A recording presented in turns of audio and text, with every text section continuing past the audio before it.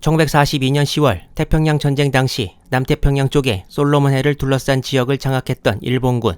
미군의 과다카날 핸더슨 비행장을 여러 차례의 공격에도 점령 못하면서 좌절에 빠졌는데요. 일본군은 계속 중무장된 미군 진지에 반자의 돌격을 가하면서 목표 달성을 못하고 소모되었습니다.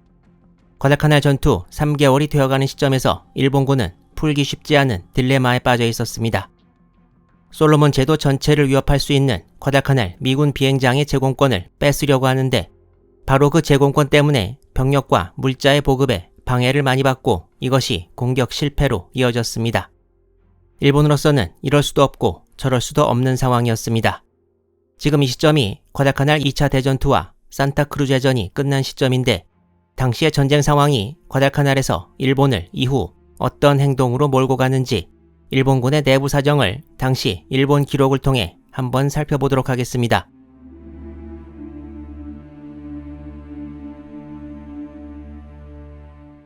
(1942년 11월 4일) 도쿄의 육군 대신 관저에서 당시 총리 겸 육군 대신이었던 도조 히데키와 육군의 최고위 간부들이 모여서 작전 회의를 개최합니다.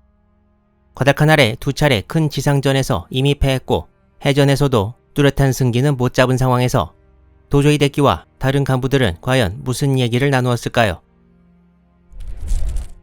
이 회의에는 도조 히데키 이외 당시 일본 육군 최고위 간부들이 총출동했습니다. 이 회의의 회의록에서 중요하게 등장하는 인물 하나가 바로 작전 담당인 육군 중장 다나카 신이치 대본영 육군부 제1부장입니다. 다나카 부장이 미군이 1943년 초에 다시 해군력을 이용해 대규모 작전을 펼칠지 모른다고 하자 도조 히데키는 의아하다는 듯이 다시 질문합니다. 전쟁 발발 시점에서 일본의 생각으로는 미국이 국력을 전쟁에 집중시키는 것이 시간이 걸릴 것이고 1943년 혹은 1944년까지는 미국이 큰 전투는 피할 것이라고 생각했는데 1942년 8월부터 과다카날 전역이 바로 시작되면서 일본의 이런 생각이 빗나갔다고 말합니다. 여기에 다나카 중장은 미국이 총력을 기울여 반격을 시작한 것인지는 확실하지 않다고 말합니다. 이 회의에서 도조는 늦어도 1943년 5월까지 육군이 과달카날을 평정해야 한다고 말하고 이번엔 준비를 확실히 해서 1943년 1월 또는 2월에 다시 미군 진지를 공격한다고 언급합니다. 이 회의는 일본이 개전 이래 계속 견지했던 생각을 확인하면서 끝났는데요. 미군의 공격에 맞서 일본의 남방 방어선을 지키려면 라바우를 절대 뺏기면 안 되고 라바우를 뺏기지 않으려면 호주를 바라보는 동부 뉴기니의 포트 모레스비 미름만과 특히 과달카날을 손에 넣어야 한다는데 육군 지휘부가 의견을 같이 하고 필요하면 육군 항공대를 투입할 수도 있다고 말하기도 했습니다. 또한 이를 위해 과달카날 전역을 맡고 있던 육군 제17군과 별개로 동부 뉴기니 작전을 맡을 제18군을 신설하고 제17군과 제18군의 상위 조직으로 제8방면군을 11월 중순까지 새로 편성합니다. 일본으로서는 아직 희망을 잃지 않고 솔로몬의 인근 지역을 방어해 보겠다는 의지였습니다.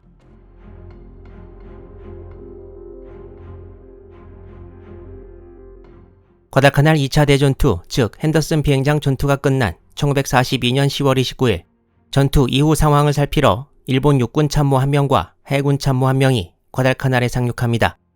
이 사람들은 일본군의 비참한 사정을 목격하고 라바울로 돌아온 다음에 해군 참모는 바로 트루크 기지로 가서 연합함대 사령부에 자기가 본 것을 보고합니다. 이 해군 참모의 보고가 이루어진 것은 11월 8일로 산타크루즈 해전이 끝난 지 약 열흘 뒤였습니다. 이 참모의 이름은 한자와 오마에라는 성은 확실한데 이름은 도시카즈 정도 되는 것 같습니다. 오마에 참모는 육군이 패한 과달카날에서 무엇을 보고 느낀 다음에 과연 어떻게 보고했을까요?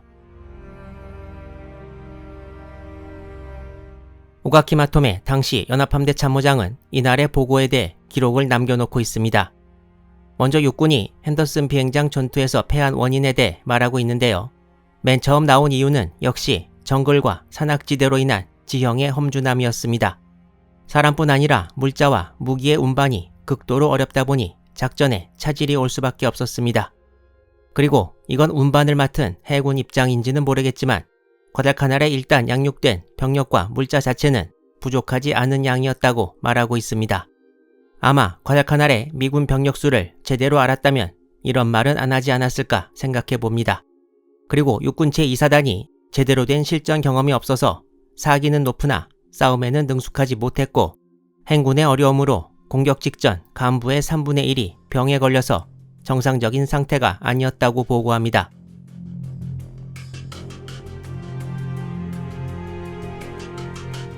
해군에서 분석한 육군의 실패 원인 세 번째는 바로 통솔 지휘상의 문제점이었습니다. 여기에는 또 세부적인 요인을 들고 있는데요. 그중 하나로 지휘부의 예하 부대에 대한 장악도가 떨어졌다고 지적하고 있습니다. 공격 하루 전날 가와구치 소장이 해임되고 전체 병력 3분의 1의 지휘관이 갑자기 바뀌었는데요. 아마도 그 사건과 조금 관련이 있는 언급이 아닌가 생각됩니다. 또한 이 다음에는 조금 더 관련 내용을 직접적으로 언급하고 있는데 이걸 읽어보면 참모본부로부터 온 배속 참모와의 관계가 문제였다고 나와 있습니다.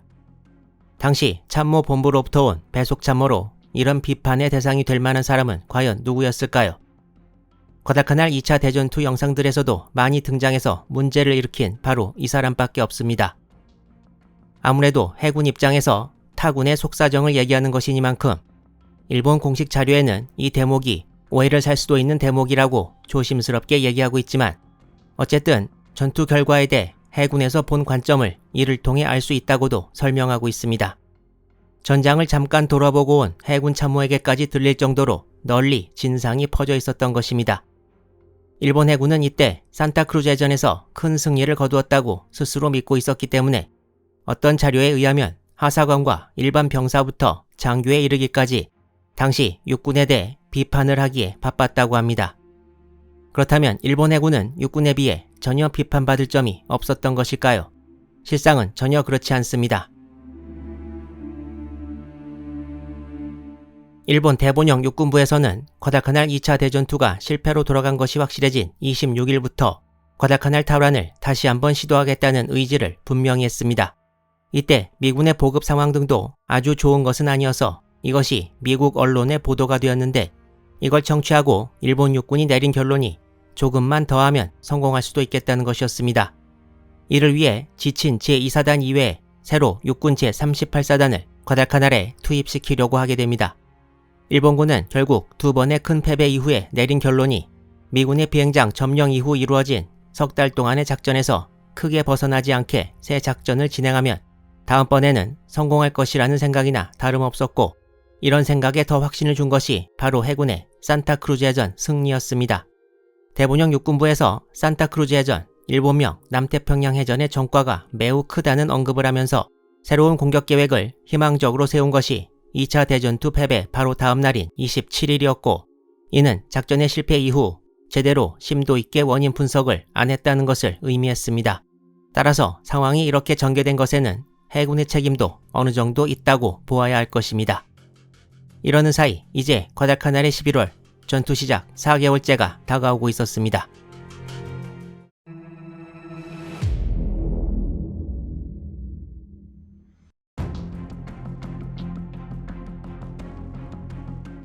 지금 보시는 것은 과달카날 섬의 전체 지도인데요.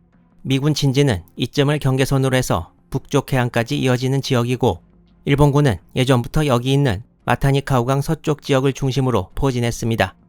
그리고 북쪽 해안에 코쿤보나 타사파론가 카민보만 등이 일본이 병력과 물자를 양육할 때 근거지로 썼던 곳입니다. 그리고 미군기지 동쪽에는 여기 보이는 콜리포인트가 일본군의 근거지 역할을 했습니다.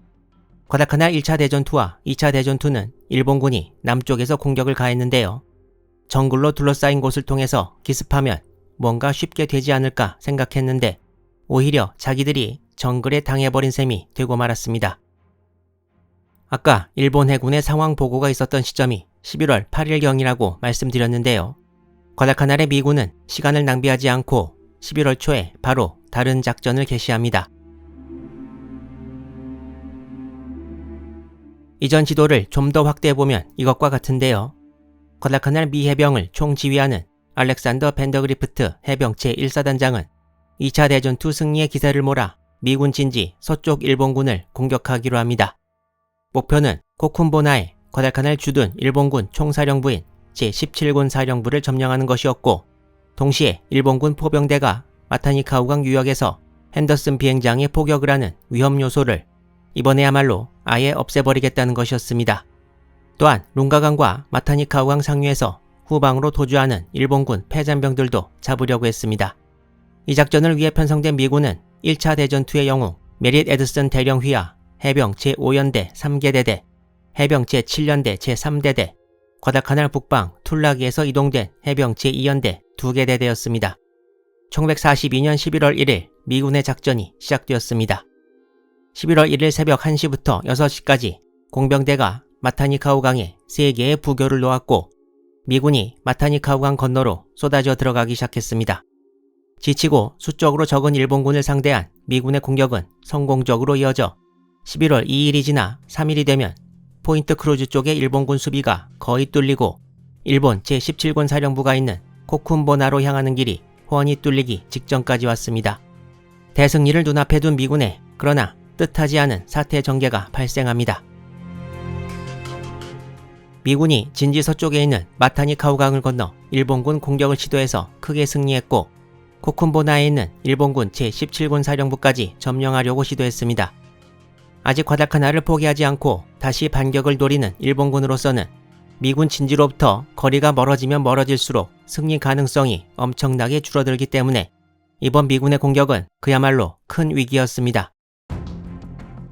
이 지역의 일본군은 이렇게 벙커 등을 만들어서 수비를 하고 있었는데, 미군 포병대의 포격을 견뎌내지 못하고 결국 많은 사상자를 내면서 괴멸 직전에 빠졌습니다.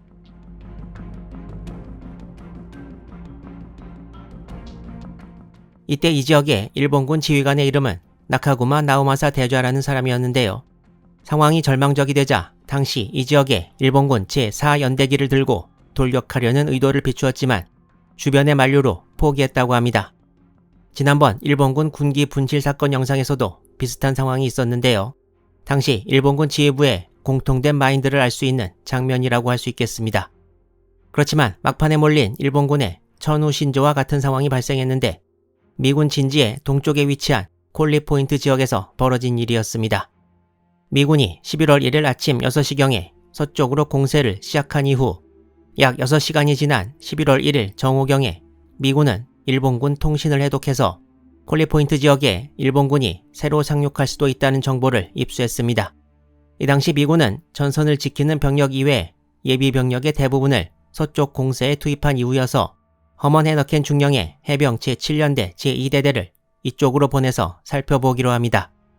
헤너켄의 부대는 2차 대전투 이후 잘 쉬지도 못하고 11월 2일 오전 7시에 동쪽으로 출발합니다. 참고로 서쪽의 포인트 크루즈부터 동쪽의 콜리 포인트까지는 직선거리로 약 22km였습니다.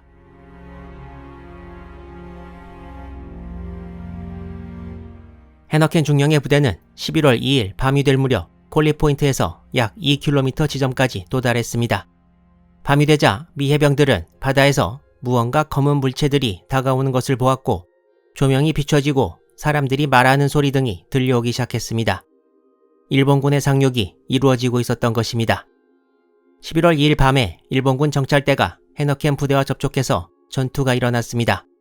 일본군은 헤너켄 부대를 야포와 박격포 등으로 공격해왔고, 중대장 한 명이 전사하고 후방에서 일본군이 보였다는 첩보가 들어오자 헤너켄 부대는 퇴각을 결정하고 일본군과의 접촉 사실도 다음날 오후에 타전에 성공합니다. 사실 이 콜리 포인트에 상륙한 일본군 부대는 이후의 공격 주력인 제38사단은 아니었고, 과달카날 2차 대전투에 참가했던 일본군에 대한 증원 부대였습니다. 이 부대는 식량과 탄약 등을 같이 운반한 약 300여 명의 병력으로 이루어졌습니다. 미군 지휘부에서는 그동안 얻은 정보를 바탕으로 이 부대가 이후 상륙해서 다시 미군을 공격할 일본군 주력의 선봉이라는 생각을 하고 있었습니다. 미군이 병력이 많아도 전체의 전선을 지켜야 하기 때문에 길이 22km나 되는 지역에 좌우로 병력을 한없이 늘려서 배치시킬 수는 없다는 판단하에 헤너켄 부대로부터 연락을 받은 다음 날인 11월 4일 과달카날의 미군 지휘부는 마타니카우강 서쪽의 코쿤보나 점령 작전을 일단 연기하기로 합니다. 그리고 포인트 크루즈와 코쿤보나 사이 중간쯤 되는 지점에 방어선을 설정하게 됩니다. 일본군으로서는 행운인 셈이었고 이날부터 2차 대전투에 참가했던 제2사단 패잔병들이 코쿤보나에 도착하기 시작했습니다. 이렇게 미군과 일본군 모두 조금 더 있으면 올지도 모를 또 한 번의 전투에 대비하는 모습이었는데요. 이때 2차 대전투의 일본군 패잔병들은 서쪽에 코쿤보나로 가는 것뿐만 아니라 좀 더 동쪽에 있던 우익대를 중심으로 한 패잔병들은 콜리 포인트를 향해 퇴각하고 있었습니다. 미군의 서쪽 일본군 공격은 일단 중지되었지만 미군의 양쪽에 자리 잡은 일본군을 상대로 한 작전은 아직 완전히 끝나지는 않았습니다.